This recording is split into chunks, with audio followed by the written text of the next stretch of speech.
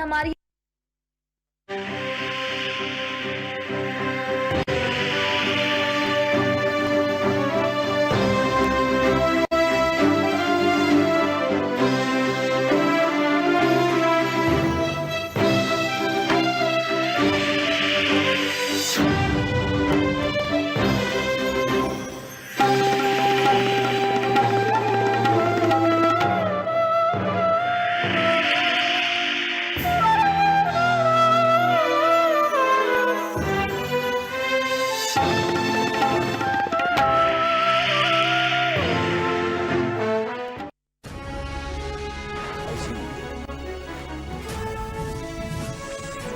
G20 summit में प्रधानमंत्री मोदी ने पुर्तगाल के पीएम से की मुलाकात, चीन के राष्ट्रपति से भी मुलाकात संभव।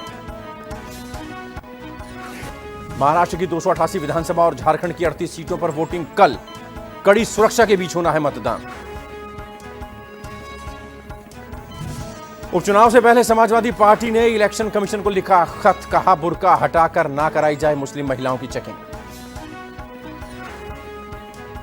बिहार में नीतीश सरकार का बड़ा फैसला, शिक्षकों के ट्रांसफर पोस्टिंग को किया स्थगित।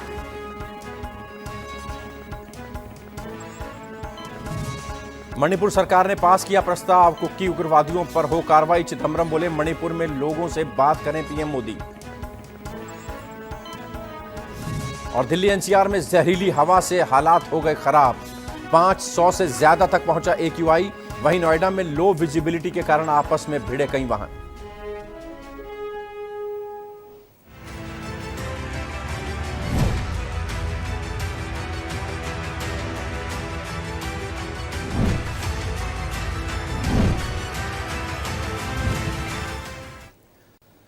सारा प्रणाम। दंगल विधानसभा चुनाव 2024 में आप सभी का स्वागत है। मैं हूं भूपेश कोहली। महाराष्ट्र और झारखंड में कल यानी 20 नवंबर को मतदान होना है। महाराष्ट्र में इस बार मुद्दों से ज्यादा नारों और नैरेटिव पर जोर रहा। करीब करीब सभी पॉलिटिकल पार्टीज लुभावने नारों और झूठे सच्चे नैरेटिव्स के जरिए मतदाताओं को लुभाने का प्रयास करते दिखाई दे रहे हैं। महाराष्ट्र में जहां चुनाव प्रचार में एक नारे एक है तो सेफ है के इर्द गिर्द घूमा, तो वहीं झारखंड में आदिवासी अस्मिता और घुसपैठ पर प्रचार का फोकस रहा। महाराष्ट्र की मौजूदा सत्ताधारी पार्टी और झारखंड की सत्ताधारी पार्टी ने भले ही ये कहा हो कि विकास के नाम पर वो चुनाव लड़ रहे हैं, लेकिन चुनाव प्रचार में बाकी मुद्दे भी हावी रहे। महाराष्ट्र चुनाव में उत्तर प्रदेश के मुख्यमंत्री योगी आदित्यनाथ का नारा बटेंगे तो कटेंगे हावी रहा। इस नारे को लेकर महायुति के सहयोगियों की तरफ से ही आपत्ति जताई गई। वहीं इस नारे के दूसरे वर्जन प्रधानमंत्री नरेंद्र मोदी ने एक है तो सेफ है का नारा दे दिया। महाराष्ट्र का चुनाव प्रचार इसी के इर्द गिर्द घूमा। चुनाव प्रचार के आखिरी दिन इस नारे के अपने अपने वर्जन सामने आए। जहां कांग्रेस नेता राहुल गांधी की तरफ से आरोप लगाया कि प्रधानमंत्री के इस नारे का मतलब है कि एक अरबपति को बढ़ावा दिया जाए। उन्होंने चुनाव प्रचार के अंतिम दिन एक तिजोरी एक है तो सेफ है लिखवाकर इस नारे को प्रधानमंत्री मोदी और उद्योगपति अडानी से जोड़ने की कोशिश की।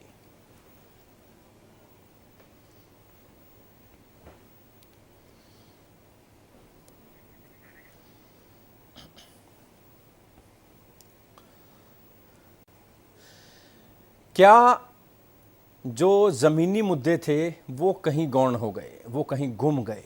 आम आदमी जिन मुद्दों पर चुनाव में वोट देता था, क्या उसके दिमाग से खेलने की कोशिश की जा रही है? वो मुद्दे जो हवा हवाई हैं, क्या उनसे चुनाव लड़ा जा रहा है?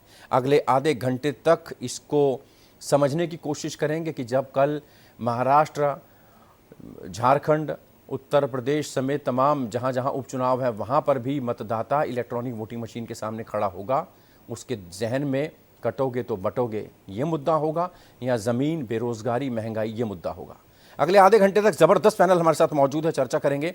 प्रदीप सिंह भारतीय जनता पार्टी के नेता प्रवक्ता हमारे साथ मौजूद हैं। मुन्ना खान कांग्रेस को रिप्रेजेंट करते हैं, हमारे साथ मौजूद हैं। अरुण सावंत प्रवक्ता शिवसेना नेता हमारे साथ मौजूद हैं। राहुल तलान पॉलिटिकल एक्सपर्ट कमेंट्स के लिए हमारे साथ मौजूद हैं।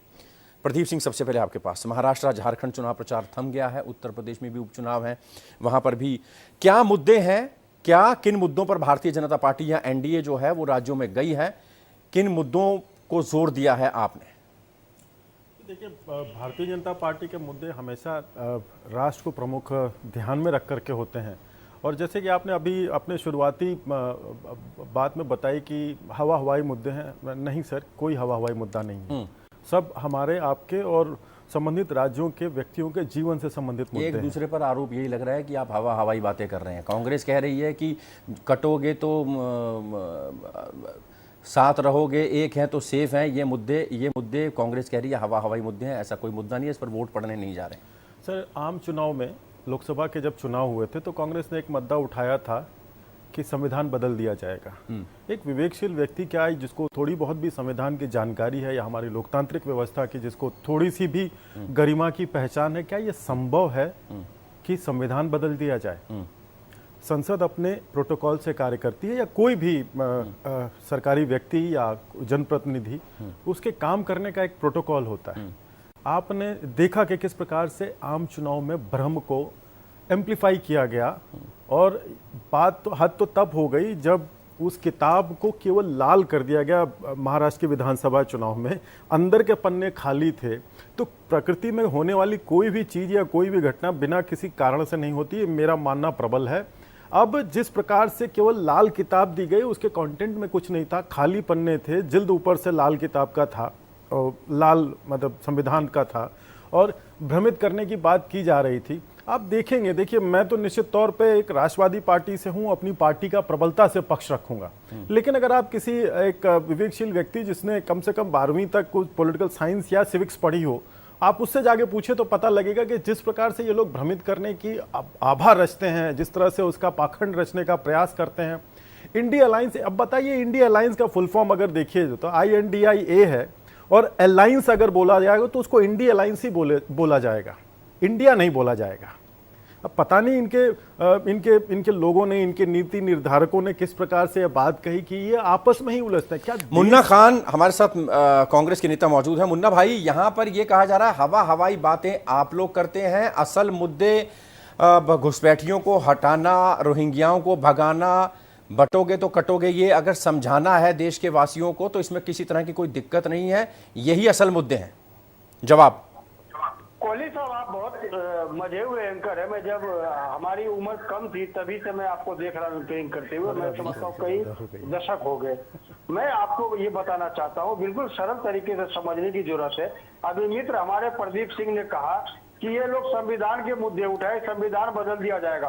किसी दल ने नहीं उठाया, खुद आपके जो सांसद थे उन्होंने कई सभाओं में ये कहा कि अगर हमें 360 सीट से प्लस अगर आता है तो हम मेजोरिटी के साथ संसद में संविधान बदलने का काम करेंगे। ये किसी दल ने नहीं कहा। दूसरी बात, आप बार बार कहते हो कि लाल किताब पन्ने खाली थे। मैं ये कह रहा हूँ, जो किताब प्रधानमंत्री नरेंद्र मोदी जी के द्वारा दिए गए, क्या वो किताब खाली थे? आप ये बताइए।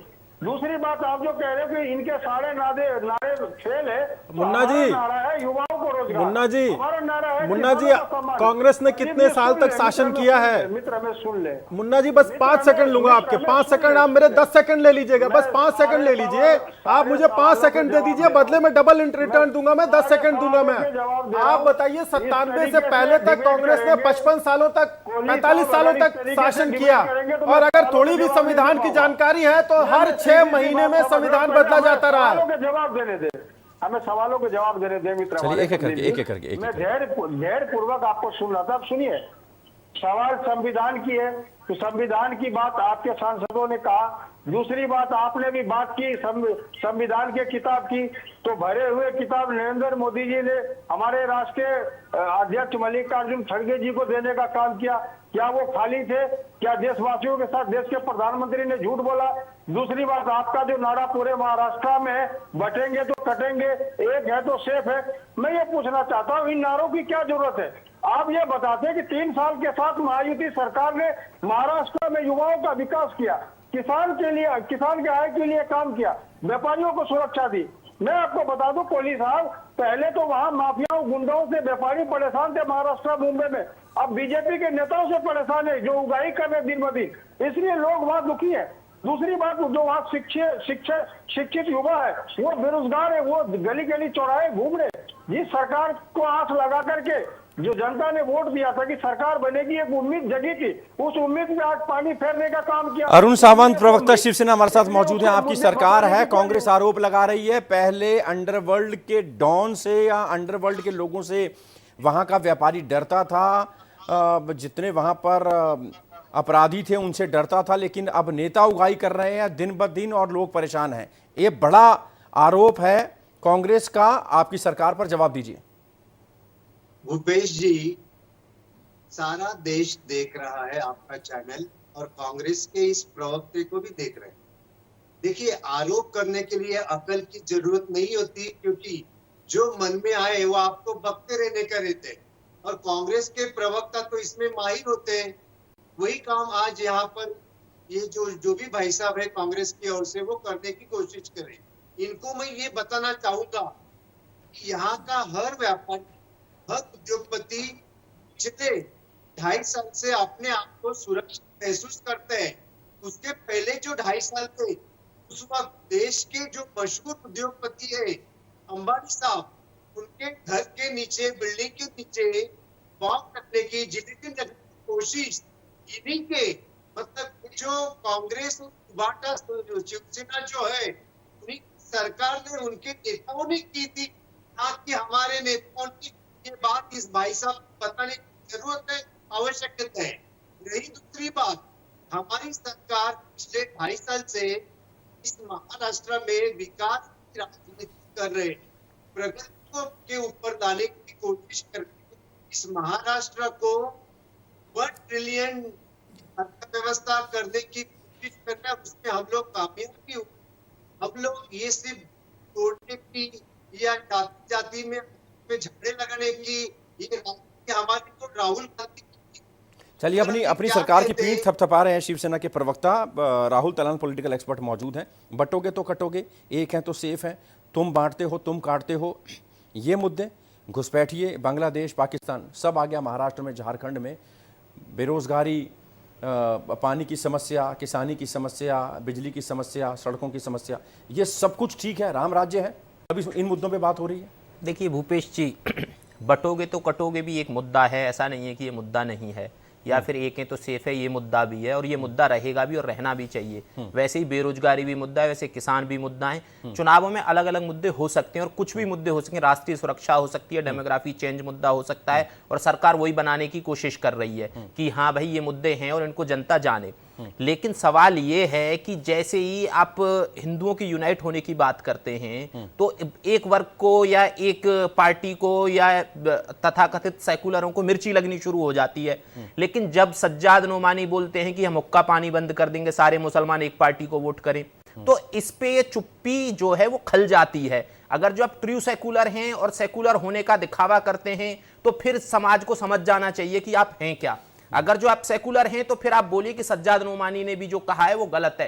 एक वर्ग तो करे इस देश में स्ट्रेटेजिकल वोटिंग और वो एक पार्टी के खिलाफ वोटिंग करे, और दूसरा वर्ग यूनाइट हो तो आपको मिर्ची लगनी शुरू हो जाए।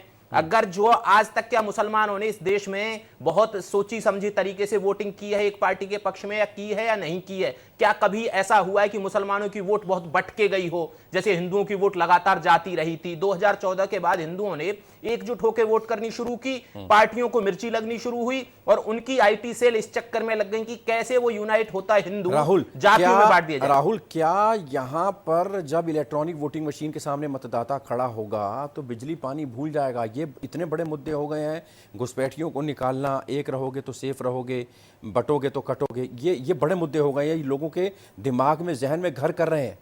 देखिए, निश्चित तौर पे ये बड़े मुद्दे हैं, लेकिन पानी, बिजली और बाकी समस्या, टूटी सड़कों की समस्या, एजुकेशन, मेडिकल, ये भी बड़े मुद्दे हैं। और सरकार ऐसा नहीं है कि उन मुद्दों को छोड़ देती है। देखिए, क्या घर नहीं दिए सरकार ने प्रधानमंत्री आवास योजना के तहत? क्या सड़कों का विकास नहीं हो रहा है भारत में? क्या स्कूल एजुकेशन में बहुत अच्छा काम नहीं कर रही है सरकार? तो लगातार, क्या मेडिकल के क्षेत्र में नए एम्स स्थापित नहीं हो रहे हैं? तो सरकार काम कर रही है, ऐसा नहीं है कि इन चीजों पर नहीं कर रही है। लेकिन वो भी मुद्दे हैं कि भाई अगर जो कहीं डेमोग्राफी चेंज करने की कोशिश की जा रही है तो वो मुद्दा है और बहुत बड़ा मुद्दा है, क्योंकि वो अगर जो आज डेमोग्राफी चेंज होती है तो आज से 20 साल और 50 साल बाद उसके प्रभाव दिखाई देने शुरू होते हैं और तब हमें समझ में आता है कि हमने क्या खो दिया है। तो हमें यह सोचने की जरूरत है और पूरे देश को और कांग्रेस को भी यह सोचने की जरूरत है और इस चीज पे कम से कम क्लैरिफाई करने की जरूरत है कि जब वो मुसलमानों की एकजुट वोट तो लेने की कोशिश करते हैं लेकिन हिंदुओं को बांटने की साजिश क्यों मुन्ना रचते हैं? भाई, क्यों नहीं आप मानते कि घुसपैठिया एक बड़ा मुद्दा है? घुसपैठियों की बात आती है, रोहिंग्याओं की बात आती है, भारतीय जनता पार्टी हमेशा आरोप लगाती है कि आपकी और जेएमएम की सरकार है गठबंधन में, वहां पर आपने उनको श्रेय दिया है, वहां पर उन्होंने जमीनों पर कब्जा कर लिया है, आदिवासी अस्मिता को खतरा है और उस खतरे से निजात दिलानी है, चुन चुन कर बाहर करेंगे, ये दावा किया जा रहा है बीजेपी की तरफ से रोहिंग्याओं को। हाँ जी सर, बिल्कुल। मैं भूपेश जी, मैं साफ कह देना चाहता हूँ, जिस तरीके से आज घुसपैठिए के मुद्दे आ रहे हैं बार बार, तो मैं ये पूछना चाहता हूँ कि केंद्र में सरकार किसकी है? कांग्रेस की सरकार है। घुसपैठियों को रोक पाना किसका काम था? घुसपैठियों को रोकना किसका काम था?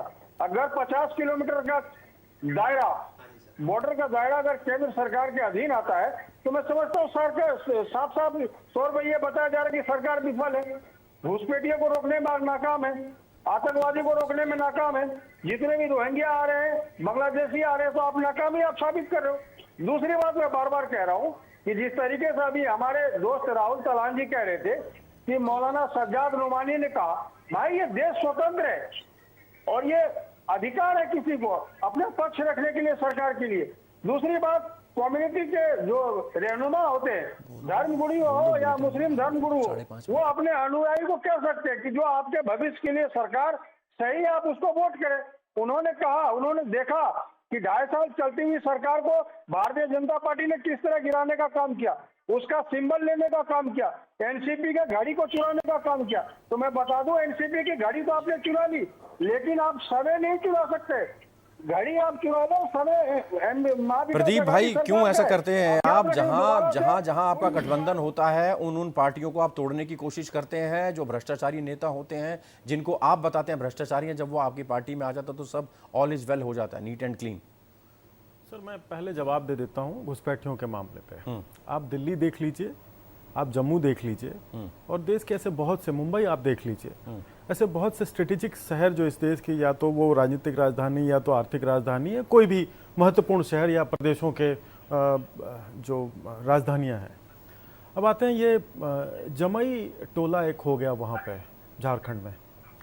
सरकार आदिवासियों के अधिकारों की सुरक्षा का एक वचन देती है, यानी संविधान में ऐसे प्रावधान हैं। आप देखिए किस प्रकार की घटनाएं वहाँ पे बढ़ी हैं। लैंड और लव जिहाद बढ़ा, पहले उससे शादी की गई बेटी से, फिर उसके बाद उसकी ज़मीन में हक लिया गया और उसको लेते लेते एक सिस्टमेटिक तरीके से 6 महीने से लेकर के 12 महीने के बीच में पूरा का पूरा एक नया मोहल्ला बसा दिया गया।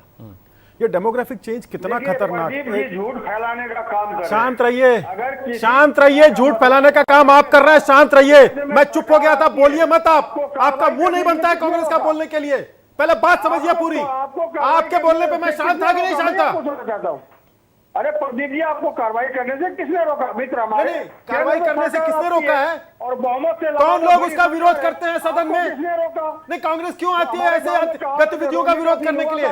किसके वकील जाते हैं न्यायालय में उनको बचाने के लिए? नहीं, कौन जाता है न्यायालय में बचाने के लिए? वोट जिहाद कौन करता है? आपको कोई नैतिक मूल्य नहीं है, आपको कोई नैतिक मूल्य एकदम बचा ही नहीं है। आपका तो चेहरा भी नहीं है कि आप प्रश्न पूछ सकें। बंगाल में इंडी गठबंधन है, बगल में झारखंड में इंडी गठबंधन की सरकार है, तरीके से ले आके आप बसा रहे हैं। जब सरकारी महकमा लग जाएगा उनको बसाने में तो कौन उनको रोक सकता है? आप इस्तीफा दे, अगर आपने नहीं समझ रहे, नहीं समझ रहा बॉर्डर। भूपेश जी देखिए, कांग्रेस जो है 55 सालों के अपने शासन में व्यवस्था को इस तरह से घुन की तरह से पी गई है कि इनके नेता, इनके लोग, इनके आदमी, इनकी बातें उसको ले आकर के समाज में जहर घोलने में ये लोग महारत हासिल रखे। आप बताइए 2:30 बजे रात में कोर्टें खुल जाती हैं। अभी तो चल तस्वीर बदली है, लेकिन आप दिल्ली में आप देख लीजिए किस प्रकार से रोहिंग्या और बांग्लादेशियों को लेकर बसाया गया। आज अगर आसाम में उसका काम शुरू हुआ तो उसका विरोध सबसे पहले कौन करता है? उसका सबसे पहले विरोध कांग्रेस करती है। तो कांग्रेस इस देश को एक बार बंटवा चुकी है और हम इनके दोबारा इस प्रयास को कभी सफल नहीं होने देंगे। अरुण सावंत आपके पास आऊंगा, मैं आता हूं। मुन्ना भाई आता हूं आपके पास। मुन्ना भाई आ रहा हूं। अरुण सावंत, मेरा सवाल ये है कि जनता के मन में, महाराष्ट्र की जनता को अब कल वोट डालना है, इलेक्ट्रॉनिक वोटिंग मशीन के सामने लंबी कतारें होंगी, ज़्यादा से ज़्यादा वोटिंग हो, इसके लिए चुनाव आयोग भी पूरी एड़ी चोटी का जोर लगाएगा। ऐसे में मतदाता के मन में क्या है? सरकार के खिलाफ एंटी इनकम्बेंसी होती है या सरकार के पक्ष में वोट डाले जाते हैं? दो ही ऑप्शन होते हैं लोगों के पास, एक नोटा का भी ऑप्शन होता है, लेकिन उनके मन में मुद्दे क्या हैं? क्या वहां पर भी महाराष्ट्र सरकार की क्या अच्छे काम किए या क्या बुरे काम किए, इससे हटकर क्या कमी रही, उस कमी को कैसे दूर करेंगे, इससे हटकर बटेंगे तो कटेंगे या एक रहेंगे तो सेफ रहेंगे, यही मुद्दे ज्यादा हावी हो गए? भूपेश जी, इस वक्त महाराष्ट्र की जनता जो फिलहाल 12.5 करोड़ है, उसके मन में एक ही चल रहा है कि पिछले 2.5 साल से ये जो महायुति सरकार है उसने कई बड़े बड़े प्रोजेक्ट यहाँ पर शुरू किए और उसको पूर्ण भी किए। उसके पहले 2.5 साल जो थे, जहाँ पर महाविकास आघाड़ी उभाटा शिवसेना के थी, उन्होंने बहुत सारे प्रोजेक्ट बंद करने का काम किया था। लोगों को यहाँ पे विकास चाहिए, ना आपस के झगड़े, जाति धर्म के लफड़े, इससे जनता कंटाल गई है।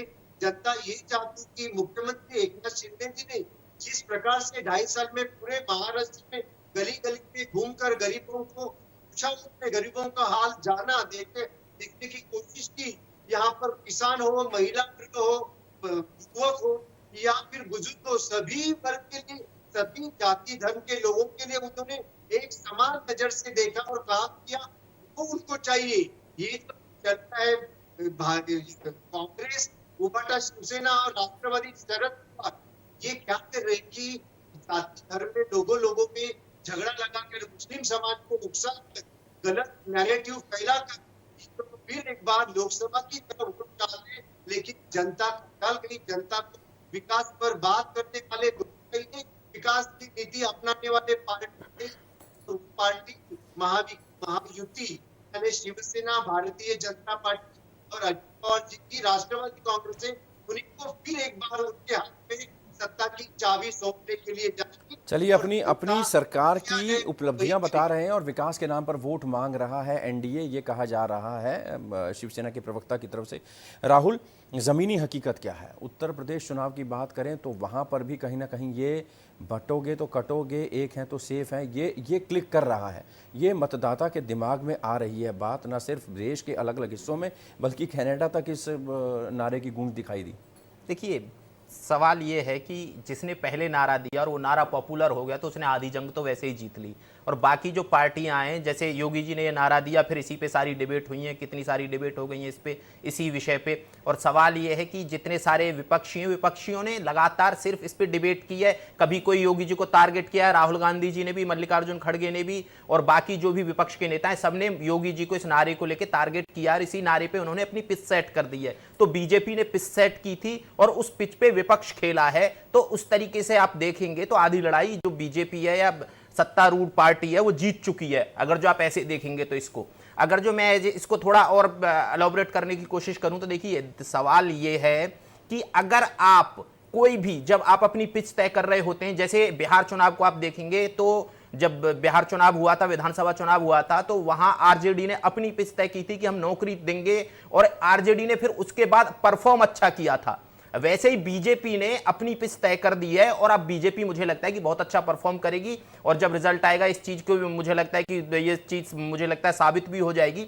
लेकिन एक चीज और सोचने की है कि विपक्ष ऐसे नारे गढ़ क्यों नहीं पाता है और वो ऐसे नारे देने की कोशिश क्यों नहीं करता है। देखिए, अखिलेश यादव जी ने एक नारा देने की कोशिश की थी पीडीए का, तो वो नारा चला और उसका परिणाम आप देखिए कि लोकसभा चुनाव में बीजेपी को कितना घाटा हुआ था उत्तर प्रदेश में। तो ऐसे अगर जब आप नारे बहुत अच्छे गढ़ते हैं और वो नारे जब लोग उनको उठाने लग जाते हैं और लोगों के दिमाग में घर करने लग जाते हैं, उन नारों का परिणाम आपको चुनाव परिणामों के टाइम पे देखने के लिए प्रदीप भाई, आपने नारा दिया एक है तो सेफ है, वो राहुल गांधी सेफ लेके आ गए, उसमें दिखा रहे हैं कि अडानी को ही सब कुछ आप दे रहे हैं, कि एक ही उद्योगपति को आप सब कुछ दे रहे हैं, ये देश के लिए खतरनाक है और इसका विरोध करती है कांग्रेस।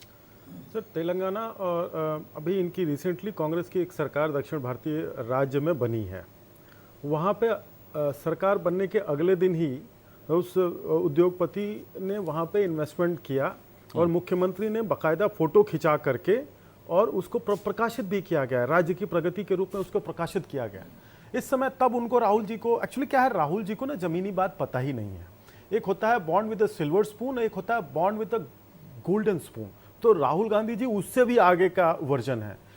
नाना, पापा के नाना, दादी, पिताजी, प्रधानमंत्री, क्या जरूरत है उनको ज्ञान अर्जित करने की? वो तो समझ लीजिए कि पारिवारिक मजबूरी है। नहीं तो राहुल गांधी जी बड़े अच्छे आदमी हैं, पिकनिक पे जाने वाले। असल में इसी पिकनिक के चक्कर में ही उनको कुछ पता ही नहीं लग पाया कि हकीकत है क्या।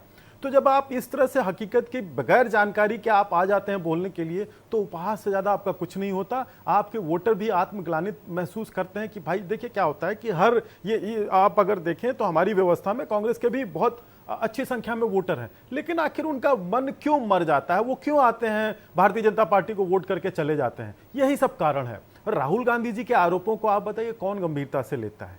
अगर कक्षा 12वीं का छात्र भी उनकी बातों को गंभीर, अब बहुत सारे वीडियो आए हैं जिसपे वो पूछते हैं, वो अपेक्षा करते हैं कि हाँ सारे बच्चे बोलेंगे हाँ, लेकिन उधर से वो बहनों बच्चियों का वो वीडियो था जिसमें बच्चों ने बोला नहीं। तो अब बताइए, ये सारी चीजें ऐसी हैं, ये कोई टेम्पर्ड तो की नहीं जा सकती है इस प्रकार की? नहीं, एआई बहुत आगे आ चुकी है। लेकिन भाई राहुल गांधी की बातों को गंभीरता से नहीं लिया जा सकता। ये बीजेपी का आरोप है और बांटने की राजनीति आप करते हैं, परिवारवाद आप में है, ये बड़े आरोप। कोई बीच में नहीं बोलेगा, मुन्ना खान जवाब देंगे। देखिए, परिवारवाद की बात करूं तो लगभग 64 ऐसे नेता है जिनके अभी जो बच्चे हैं वो चुनाव लड़ रहे हैं। दूसरी बात, राहुल गांधी जी के बातों को अगर गंभीरता से नहीं लिया जा सकता तो मैं समझता हूं चौथी पास राजा के बातों को बिल्कुल ही लोग गंभीरता से नहीं ले रहे। ऑक्सफोर्ड यूनिवर्सिटी और न जाने कैसे विदेशों में ऐसे यूनिवर्सिटी है ये जो इन्हें बुलाते हैं और सुनने के लिए समझते हैं, इनकी बातों को। अरे सैम पिट्रोडा जी वो प्रोग्राम स्पॉन्सर करते हैं सर, कोई बुलाता नहीं है भाई। कहाँ तक झूठ बोलेंगे मुन्ना भाई? आपके मुंह से देखिए झूठ अच्छा नहीं लगता। फैक्ट्री नागपुर में लगनी थी, वो गुजरात कैसे चली गई? जो 10 लाख करोड़ का व्यापार महाराष्ट्र में होना था वो गुजरात कैसे चली गई? तो सवाल है, सीधा तो समझने की बात है कि इसके और कुछ नहीं। महायुति की नजर सिर्फ बोरीवली की जमीन पे है जो 1 लाख करोड़ रुपया का है। महायुति की सरकार ये चाहती है कि किसी तरह मेरी सरकार बने और वो जो 1 लाख करोड़ का जमीन है वो गिफ्ट में, दान में अडानी के झोली में डाल दिया जाए। ये एक मंशा। ये बात तो करते हैं सबका साथ सबका विकास, लेकिन सबका साथ तो मिल जाता, विकास 4 ही लोग के होते हैं, अडानी, अंबानी, नीरव मोदी, मेहुल चोकसी। तो ये देश देख रहा है। अरुण सावंत, कंक्लूड आपसे करूंगा, जवाब दीजिए। बड़ा आरोप है वहां पर उद्योगपतियों को जमीन देने की साजिश है, साजिश चल रही है। महाराष्ट्र चुनाव जीतने के बाद तमाम जमीन जो है उद्योगपतियों को दे दी जाएगी, इसका बड़ा आरोप है, इसका जवाब? उमेश जी, ये जो आरोप है ये बिल्कुल बेबुनियाद आरोप है। देखिए, ये जो कांग्रेस के प्रवक्ता है वो भी और इस महाराष्ट्र के भी आधा नॉलेज रखते हैं और देश के सामने चैनल कर आपके ऊपर आकर कुछ भी बयानबाजी करते। सच्चाई ये है कि अदानी के नाम से ये जो